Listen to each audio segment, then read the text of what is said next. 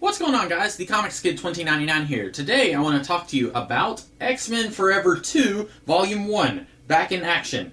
This is written by Chris Claremont with art by Tom Grummett and Rodney Buscemi, and this collects X-Men Forever 2 issues 1 through 5. I don't really know why they felt the need to start a second series here after the first one ended, because this pretty much picks up directly where the previous X-Men Forever series ended. If I saw a brand new issue 1 sitting on the shelf and I read this, I would be very confused, so I don't think that this was to bring in new readers because it's not very new reader friendly, so I don't really know why Marvel does this, and it's not just this series, it's not just Marvel for that matter. DC does it a lot too, but I feel like Marvel does it a little bit more. I can think of more examples of Marvel doing it. But anyway, this is basically just another volume of the previous series as far as the story is concerned, and the Avengers, they come in to the X-Men's home and they say, we're here to arrest you guys for the murder of Tony Stark, because they are getting orders from S.H.I.E.L.D., which is actually agents of the Consortium, or Consortium. I still don't know how to pronounce that, guys. They are getting orders from the Consortium who has infiltrated S.H.I.E.L.D., and they are telling the Avengers that you need to bring the X-Men down because they are a threat. And as far as the Avengers are concerned, the X-Men are responsible for Tony Stark's death. I don't really know what they know about his role in the Consortium and that he was a mole. I'm not sure, like Captain America, how much he knows about any of that. But anyway, they're there to arrest the X-Men, and in spoilers, the X-Men die. And then spoilers again, no they don't. They actually fake their death. It's very similar to when they faked their death in the 80s after they fought the adversary, Roma. She is this mystical woman. She made the entire world see the X-Men die on TV, but actually they didn't die, and then they moved to Australia where nobody knew that they were alive, and they were kind of doing an underground vigilante type thing. It's kind of similar to that, except they're still living right there where they always lived, but they are slightly phased out of reality. Kitty invented some bull science thing that slightly phased the entire mansion like 1 second out of reality, but it doesn't make a lot of sense because at one point Rogue goes out into the city and she encounters Spider-Man, and then later the other X-Men, they find Rogue and they meet Mystique, and so they're not phased out of reality there, so I don't know if you have to be in the mansion to be phased out of reality, and if you're in, how do you get out, and then how do you get back in? None of that is explained at all, but anyway, they're living right there where they've always lived, but the agents of the Consortium / S.H.I.E.L.D., all they see is a giant hole in the ground where the mansion used to be, and so it would have made more sense if they had just said it was like a big image inducer like what Nightcrawler used to wear, but I don't know, maybe S.H.I.E.L.D. would have had something to counteract that. So anyway, the X-Men are basically lying low, trying to formulate a strategy against the Consortium. And then we have a couple of little subplots that kind of branch out from that. We have Mystique.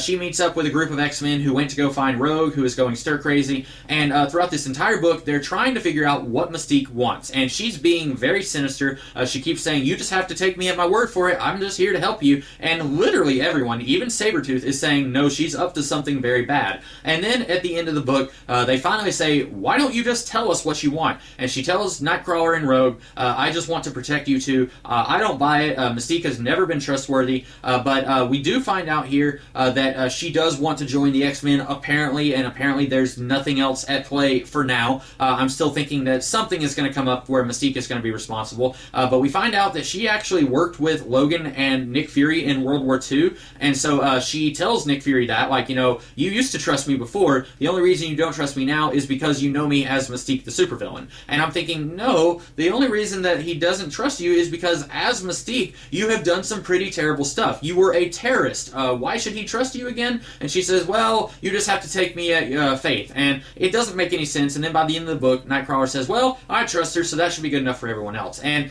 it's really sloppy. It's just really bad. I feel like Mystique, if she wanted the X-Men to trust her, if she wanted them to work with her, all she had to do was just tell them the truth from the beginning. But she's very sneaky. She does a lot of really shady stuff. Not really shady stuff, but like Jean tries to read her mind, and then we see Mystique saying, maybe I can use this to my advantage, bwahaha.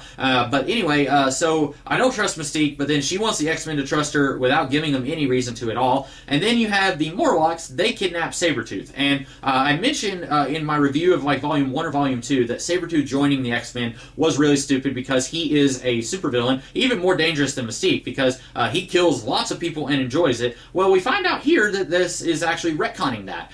In the Mutant massacre, Sabretooth was one of the Marauders who killed a whole bunch of the Morlocks. And the Morlocks here are very upset about that, and understandably so. And we find out here that this Sabretooth says, that wasn't me. Sinister has a whole bunch of clones of the Marauders, and he sent one of the clones to do the massacre. And that's a retcon that I'm actually very okay with, because in the main Marvel Universe, Sinister has had clones before. He's dealt with cloning a lot. He's even cloned the Marauders. So it makes sense that this book is saying Sabretooth, he's grumpy, he's grouchy, but he's not really evil, and all the evil stuff that we saw him do in the Marvel Universe, that was actually a clone of Sabretooth. Okay, I can buy that. That actually is a retcon. It makes a lot more sense than a lot of the other stuff that this series has done since it started. So anyway, basically the Morlocks are kidnapping Sabretooth, and they want to force Moira McTaggart to come up with a cure for mutant burnout, because in the Morlock tunnels, they are facing mutant burnout just like all the mutants on the surface world. And the Morlocks have always just been kind of bleh for me.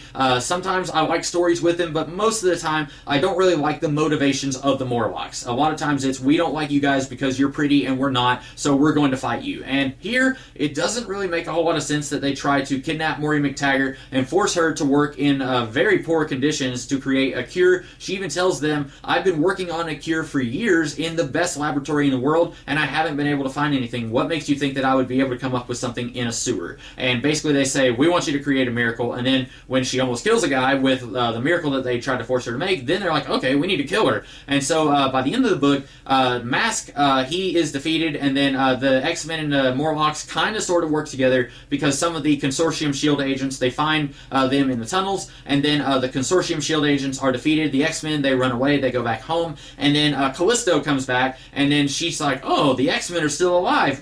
That's interesting. And she's talking to this guy who calls himself the Ghost Panther, and he is in Genosha. I guess Genosha is how it's pronounced. Before, I always called it with a G, a hard G. Wow. I always pronounced it Genosha with a hard G, but a lot of other people pronounce it Genosha, so I don't know. But anyway, there's this guy who calls himself the Ghost Panther, and I don't know who he is. That's a really dumb code name. He looks a lot like Black Panther, just wearing silver armor instead of a black cloth-like material or whatever. Speaking of Black Panther, we get to see Evil Storm here very briefly, and she is throwing a fit because she does not get to have her revenge against the X-Men. I would still really like to know what the deal is between evil Adult Storm and good Child Storm. By the way, good Child Storm is quickly becoming my least favorite character in this series. Every time the X-Men are about to go do something incredibly dangerous, Remy tells her, you need to stay here, and then she always follows them and gets herself into trouble. She doesn't hear. She's just incredibly annoying. But anyway, we find out that Child Storm seems to have some memories of Adult Storm, because she remembers Callisto even though she's never met Callisto. So I don't know what's going on there, but once again, we have another subplot in this book that is advanced that I wasn't sure we were ever going to get picked up again. Remember, I said a few volumes ago that Mystique transforming Rogue into Nightcrawler and Nightcrawler into Rogue, that was never going to get picked up again. Well, here we have Mystique again. So I guess I owe this series another apology, because we are picking up with another subplot here, but I'm still not convinced that we're ever going to get any actual information on Evil Storm. I would like for them to do something with that. I think that is what I was most interested in Volume 1, and I would still like for them to pick up the subplot of Magic turning evil again. So we'll see. This series has, like, I think 4 more volumes to deal with all of that, and also the Consortium themselves. But anyway, this volume is okay. It does advance some of the subplots that I wasn't sure we were going to get to see again, so that's nice to see. But anyway, this series is picking up about as good as it has been for the last few volumes. So anyway, those are my thoughts on X-Men Forever 2, Back in Action. I hope that you guys liked this video, and if you did, be sure to like, share, comment, and subscribe, and I will see you guys later with another video. In the meantime, have a great rest of the day. Catch you later.